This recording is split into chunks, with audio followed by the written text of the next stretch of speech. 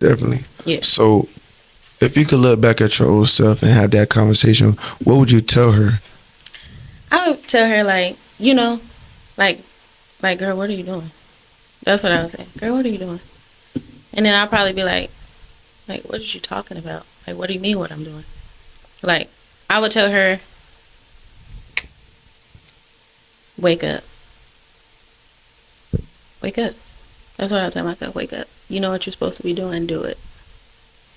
Why do you think it's so hard for us to make that switch or flip the switch and make the right decision? Why do you think that stuff becomes so hard for us, especially like at a young age? I feel like we get attacked from so many different angles and things be happening.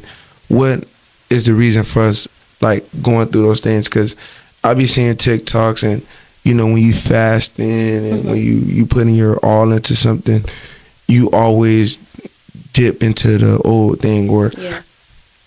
excuse me, you're always making the wrong choices, or like you messing with the same person you're supposed to be messing with no more, dealing with the same friendships you're not supposed to be dealing with no more. Why do you think it's that? Let me see something really quick.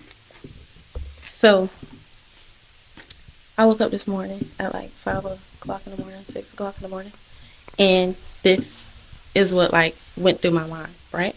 Can I read it? Yeah. Okay.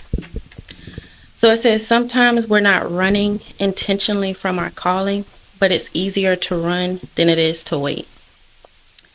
And then to my point, I put, your mind tricks you to think you're waiting. Oh, sorry, my bad. You good. Okay, I'm gonna start over. Okay. So your mind tricks you to think if you're waiting, you're not moving. But when you're waiting, you're allowing God to move for you, not you running and allowing your flesh to lead. So what I took from that is basically, the only reason I read that is to tell you, like, it's harder for us because we're doing it at our own pace when we're supposed to be doing it at God's pace. So I feel like it's harder for us to transition to that side because we're not seeing results yet. So we feel like nothing's happening. So, but once we do see something, or like God just give you a little taste of something now, it's, oh, thank you, Jesus. Oh my God. But that's only for like a moment. And then now you're waiting again. But you don't want to wait. You want it right then. So now you're chasing after stuff that's going to fulfill those feelings that you have or that you want in that moment.